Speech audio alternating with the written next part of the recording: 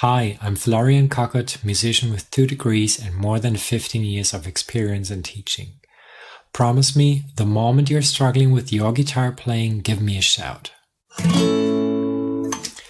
This video's topic is bar chords mastered, no buzzing, no pain. The special fingering of these chords poses a special hurdle, but bar chords are essential for your guitar playing. The specific exercises in this video will help you master them once and for all. Bar chords are a great next addition to your guitar playing if you can already play all open chords like a G major, D major, C major, E minor or A minor. And these are the 3 advantages of bar chords. You can suddenly play in all keys. This is especially interesting for a song that has a key change in it. If a song starts in the key of C major with the chords like C, F, and G, and then modulates, so changes key to D flat major with the chords D flat, G flat, and A flat, you have no chance without bar chords.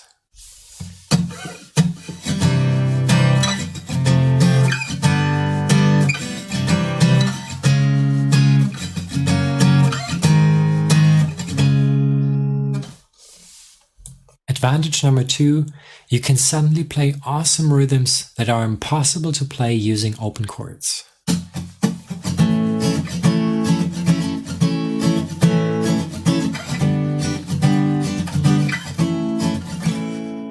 That's because you can suddenly play chords short, like this. And advantage number 3 is that you can now finally play F major.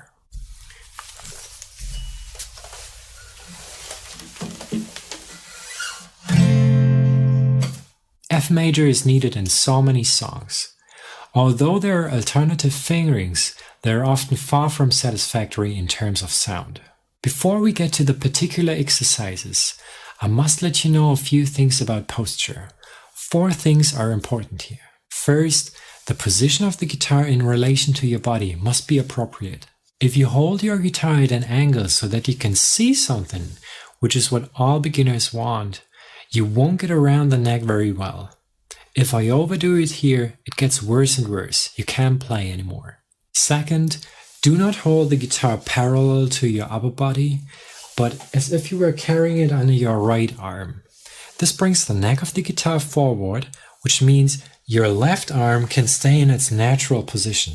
You don't have to pull it back, which means you have less tension in this arm and you can reach the fretboard in a more relaxed and focused way. Third, the joint connecting the index finger in the hand must be in front of the fingerboard, like this.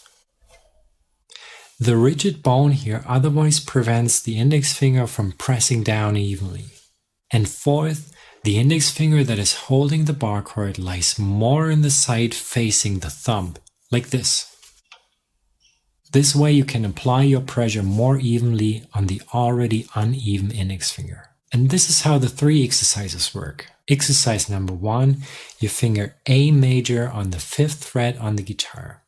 On the 5th fret, because the string tension is lower here, you can press down more easily. The hand tension is also lower. You don't have to spread your fingers that far apart. This allows you to use your strength more purposefully here.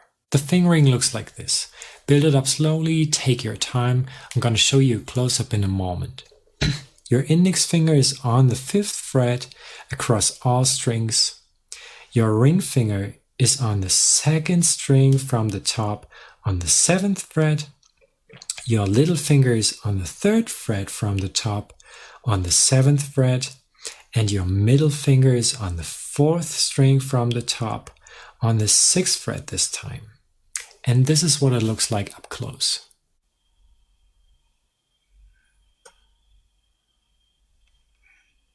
When finding the position of the chord, it is very important not to press yet. Find the position first and then apply the pressure. The reason for that is very simple. Once bar chords have become part of your playing, there is only little chance that you have to hold them for a long time. Most of the time you just hold them for a split second and then let go again. However, when you practice, you tend to hold the chord for a very long time, which is tiring for your hand. We don't want that. We want to play cleanly, we want to use little pressure. Therefore, first find the position, and when you think you have it, then press on it. Very important with bar chords and everything else you do on the guitar, your fingertips have to be close to the fret wire. When you've found the position, apply pressure and check string by string if they sound clear and clean, and if not, fix it.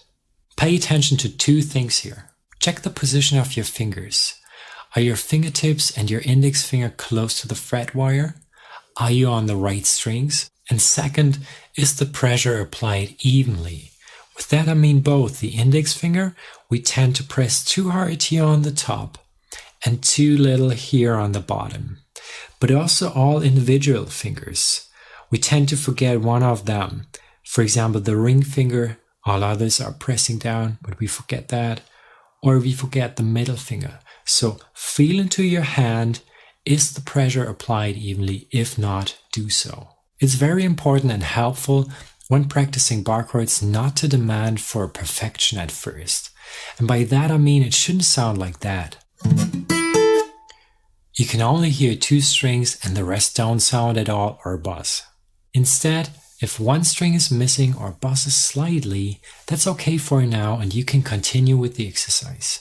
Otherwise, you end up staying frustrated in one position, pressing down all the time, and it gets worse and worse. When you've reached the point where you're happy with the chord on the 5th fret, move it to the 4th and do the same here. Then to the 3rd, then to the 2nd, until you're finally in the 1st position with your F major chord. Exercise number 2 looks like this. We start again on the 5th fret. Because the string tension is lower here, you can press down more easily and the hand span is also smaller. You don't have to spread your fingers that far apart. And this is what it looks like. I'll show you a close-up in a second. So we're on the 5th fret again with our fingering of an A major chord. And then you take all those fingers one string down except for the index finger that stays where it is. And you go back and forth like this. Do it slowly. It's about cleanliness first. No rhythm, no tempo.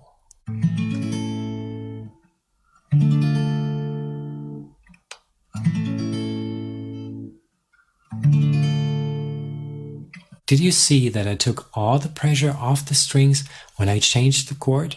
Keep touching the strings, but with no pressure applied. Your hand becomes relaxed. If the exercise works well at this point on the 5th fret, you move it again to the 4th, then to the 3rd, 2nd, and the 1st fret. And exercise number 3 is a jumping exercise. We jump from the 1st fret to the 6th fret, and we also jump back again. Have a second look.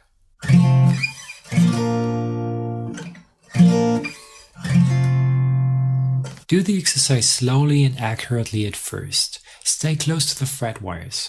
Have you noticed that when you go to the right, your fingers move toward the middle finger? The frets get smaller here.